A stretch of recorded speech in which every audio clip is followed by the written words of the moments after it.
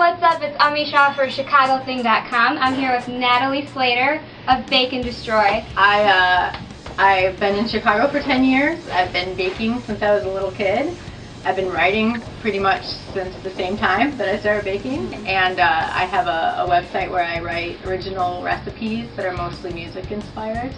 And I also do interviews with local chefs. So you say your two passions are kind of punk, rock and roll music and then baking. You kind of explain how those go hand in hand. Yeah, I mean, I think, you know, music and food are both about passion and originality and kind of just making something out of nothing. And that's kind of the magic of baking for me is, you know, a pile of inedible things becoming something that everybody wants in the end. A little bit of work.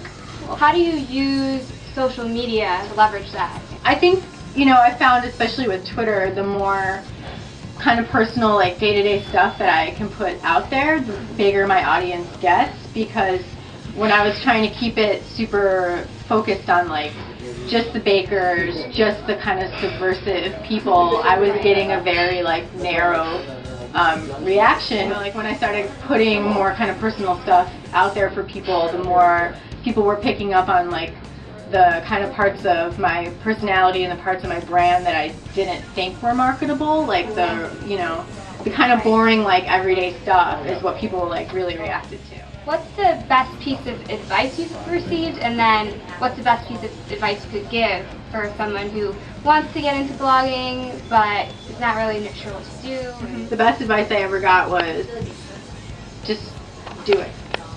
You know, don't be afraid, say yes, put yourself out there. You know, if they like you, and if they don't, you know, you can block them.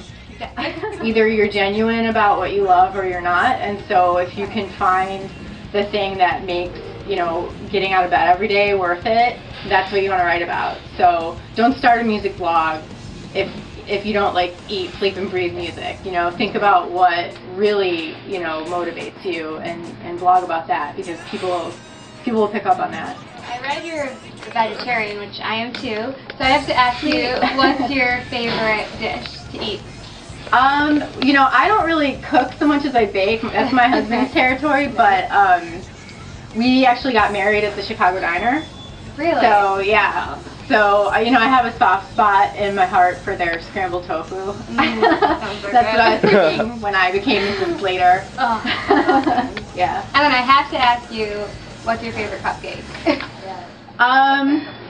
I really love more cupcakes downtown, so if I'm not doing the baking, that's where I go. And they have a salted caramel that, I mean, it's like, I've seen grown men go,